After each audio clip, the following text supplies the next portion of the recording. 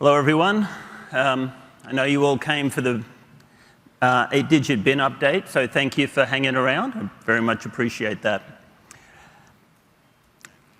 So I'd like to talk today about what's in store for EMV 3D Secure. As was mentioned, I'm Byrne, just to distinguish me from Joel. I think by this point, most of you probably know who EMVCo is, but just in case there's anyone new in the room, we're a specifications body. We basically exist so that from a technical perspective, your card works, whether you're shopping in person or shopping online. We do that by releasing specifications royalty-free to the marketplace. We provide a testing and certification infrastructure. What some people don't know is that we also own the trademarks for the contactless indicator, the contactless symbol, and we also make them available royalty-free to the world.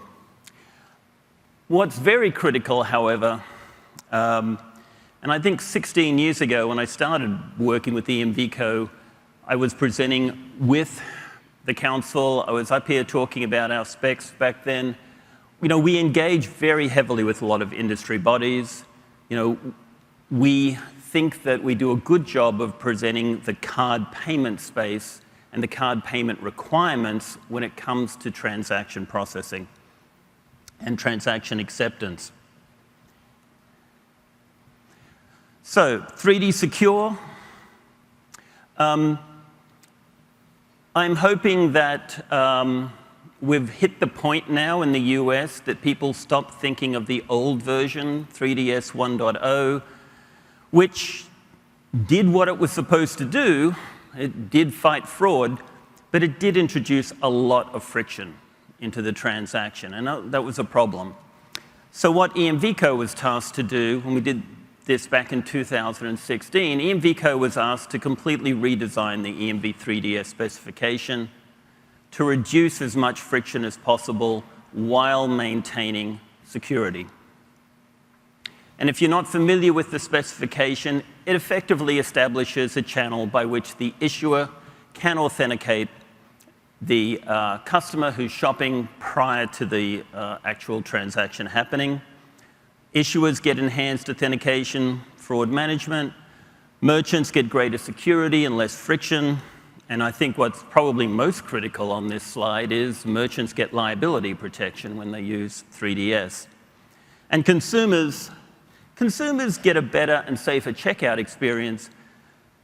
You know, I think it was 2016 when I was first talking about EMV 3DS, and I was saying that EMVCo's expectation was that EMV 3DS would be happening in the background, that 8 out of 10 times the consumer wouldn't even know that it had happened. Merchants would be getting liability protection. In some countries, it worked out that way. In the US, not so much. In the US, we've seen a pattern where EMV 3DS is only being applied to higher risk, higher value transactions. So, of course, there's a lot of step-up authentication if that's the approach that you're using. You know, but that's the reality. Every market implements our specifications in a different way, and we want to keep enhancing them. So I'm going to spend my time today talking about 2.3, 2.3.1 to be exact. We did a lot of work with our associate community. Like the council, we have a group of associates who work very closely with in the production of our specifications. After a long series of both business and technical level meetings with them, they approved the EMV 3DS 2.3.1 specification. They approved it, and it was released August 31st. I know we'll be doing a bit of communications about it later this month, but it's out there now on the website if you want to go have a look at it. So I'm only speaking for a couple of minutes, so I'm certainly not going to dive into these topics, apart from one that I think is particularly interesting. But 2.3 brings a lot to the table. There's certainly additional authentication approaches to support enhanced security. You know, there's more streamlining. We keep trying to make the process, if there is a step-up authentication, as frictionless as possible. We've automated some of the out-of-band experiences. We continue to enhance the user interface experience. But what I want to talk about most is what we've done with web authentication and secure payment confirmation. So before I get into the technical side of that, I want to cover just a couple of scenarios for you. And I think these are very near-term scenarios. You're driving in your car, you're interacting with a smart element of your car, you want to make a purchase. All right, that purchase may require a step-up authentication. The last thing you want to do is get out your phone, get out your laptop, pull over. You just want to be able to say, hey, this is Brian, I'm authenticating this transaction, and be done with it. Another scenario, and this is why, by the way, we now have Microsoft Xbox and Sony PlayStation on our board of advisors. Say you're gaming and you want to buy a new sword or a new castle or a new tractor, or whatever it is you want to buy. Again, you don't want to break away from the gaming environment. You don't want to have to get out your phone or your laptop and do separate authentications to make a card purchase. You want all of that to be smoothly integrated. And the third scenario I want to outline is, okay, you're shopping online, we all do it. It's time to make your purchase. You've got goods in the basket. All right, the merchant's going to ask you to authenticate yourself. Most cases, you're probably typing in a password. Maybe if you're lucky, you're already doing a biometric authentication. Then you do the transaction. Then 3DS asks you to authenticate yourself again. Why? Why would you do that? That just doesn't make, in the long term, doesn't make sense. Don't we want to have an environment where the merchants authenticated you, the merchants used some sort of recognized biometric approach?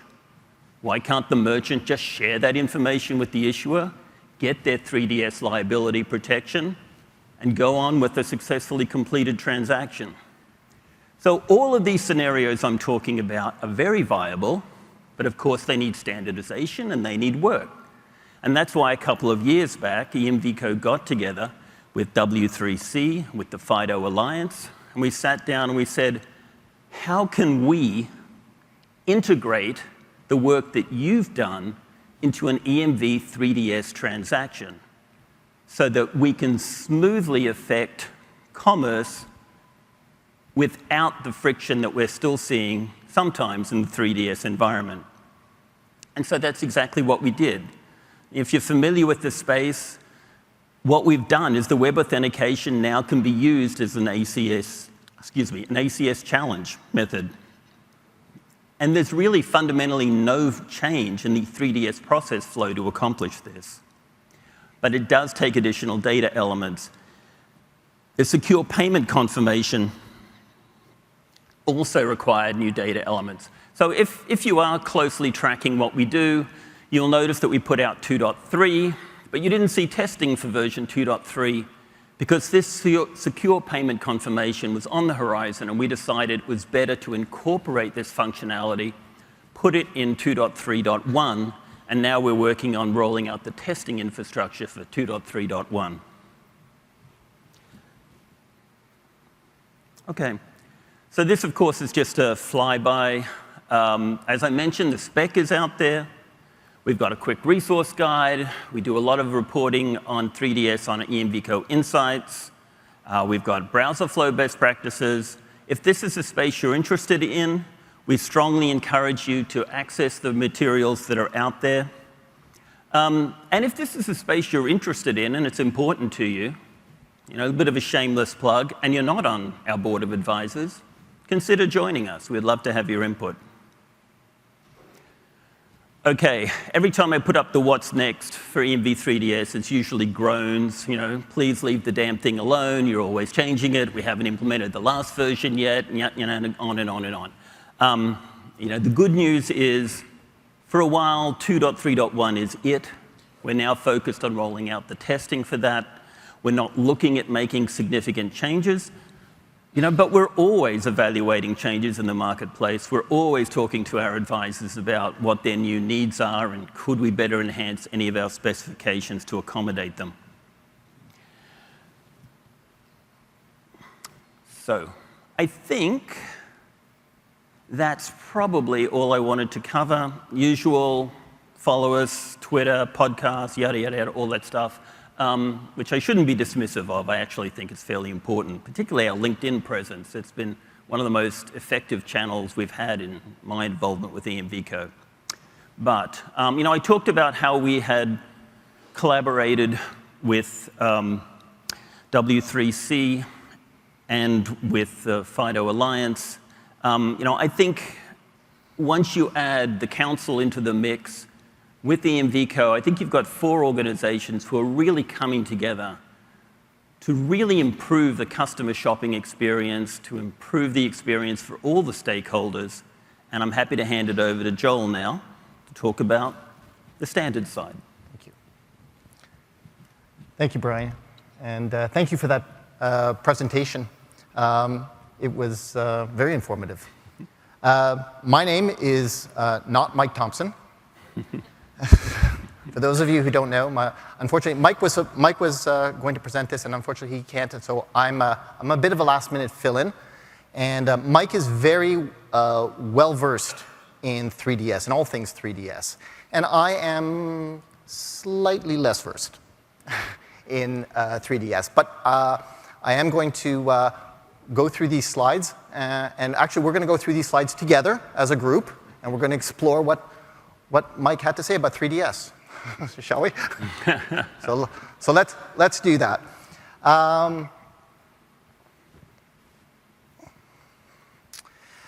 So 3DS, the 3D Secure Standard. First of all, it's not even a standard. It's standards with an S.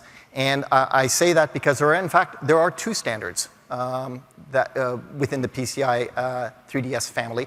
There's a 3DS Core version, which is currently in version 1, and it was released in 2017. And there's a 3DS SDK version 1.1 released in 2018. And so I want to emphasize that, in fact, amongst the 16 other standards that we currently have, this is 2 of them right there. So I will say, before we go any further, that I am an enthusiastic supporter of 3DS. I think that the technology, I think that the work being done by EMVCo is fantastic. As a technical person, that's my background, as a technical person. I think that they've done a fantastic job in defining the specifications. The specifications are very complete and very all-encompassing and very well done. It's a very well done specification. So I'm a big supporter and very enthusiastic about it. Well, let's talk a little bit about the standards. There are, like I said, 2 standards. One is the core standard, and the purpose of the core standard is the implementation, so the PCI implementation of the EMVCo 3DS protocols and core functionality specifications. And it provides the requirements and the testing procedures for assessing 3DS solutions in a PCI environment. The standard is, the core standard at least, is assessed by 3DS assessors, of whom you can find a list of 3DS assessors on the PCI SSC website. So what the core standard does is it actually treats the 3DS system as a system, and it assesses it as a system, much the same way as DSS does. In fact, the way I think about it is I think about it as the mini DSS, right? It incorporates, or parts of it incorporate, a lot of the DSS requirements in a similar fashion as applied to the 3DS solution. And in the same way that the DSS has no listings of validated or compliant or validated solutions, neither does the 3DS core standard. There is no listing for that on the PCI SSC website. The core standard has 2 parts. The first part, and we can see that right there, the baseline security requirements, and this part 2 is the 3DS security requirements. The baseline requirements are they follow through with DSS. All of the requirements are very similar to DSS, but only applied to the 3DS environment. The core standard, the part 2 is 3DS specific requirements. And those apply only to the 3DS environment and would not normally apply to a DSS environment, for example, and they're very specific to 3DS. Part 1 is interesting in so much as if that environment is assessed as part of a DSS assessment, then you can actually skip part 1. You are actually validated to part 1 through your DSS assessment. And in doing so, part 1 really is connected to DSS. And so that there's implications to that, and we'll see that in a few minutes. And I'm going to have to go a little quicker. So in terms of, I mentioned the SDK, and the SDK, in the same way as the core, it is an implementation of the EMVCo 3DS SDK specification. And it really is, it's the client-side SDK at this point. It's assessed by as opposed to core, which is assessed by an assessor, it's assessed by a 3DS SDK lab, which is the same as a PT, is connected to as a PTS lab, typically. A list of 3DS SDK labs are also found on the PCI SSE website. And in contrast to core, PCI SSE listings are found on the PCI SSE website. So if you are validated, then you'll find those validated solutions on the website. And there are 2. So what's happening? What's new? What's going to be happening in the 3DS revision effort? So there's a lot happening. It's been a while, and like I said,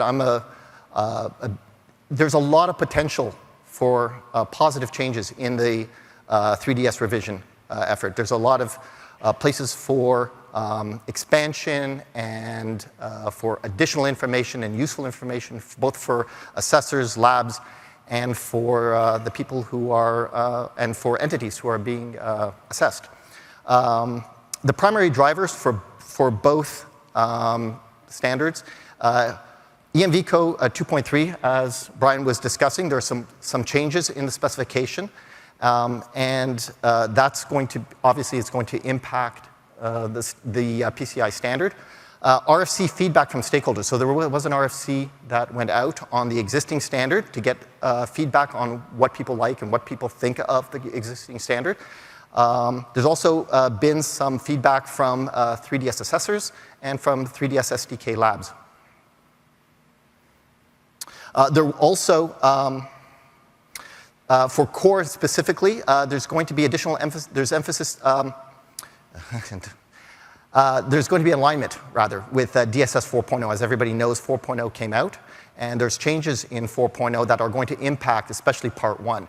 One example change, the requirement for enterprise-wide risk assessments is no longer in DSS 4. So obviously, and that was in core part 1. So that has to be examined and changed. Consideration for 3DS SDK server in the split SDK model is coming. Additionally, SDK, within SDK, there's like I said, the split SDK. So now there's going to be a SDK server that has to be considered, which was not obviously, which is a new device and it wasn't in the current version. Work is expected to proceed into next year, 2023. And we're really excited about, I'm personally very excited about the possibilities. So key takeaways, I'm going to be really brief about this because I'm running out of time. But EMVCo published 3DS version 2.3 specifications. And the council has 2 PCI 3DS security standards. Now everybody's really aware of that, hopefully. And they are both undergoing major revision efforts. And we're really looking forward to getting people involved and getting feedback, especially for these upcoming RFCs. So we're hoping that people are really going to be enthusiastic as I feel towards the standard. There is going to be a second RFC announced shortly. And again, please be looking out for that. We're excited about that. So in conclusion, first of all, I'd like to thank Brian personally for the presentation and the work that you do with EMVCo. And I'd like to thank EMVCo for the work that they do. Because again, as a person who's, as a technical person, as a person who's concerned with security, I think that the work that EMVCo is doing is fantastic. And it's really moving the security space forward and in a really positive way. Thank you very much. Thank you. Thank you. Thank you.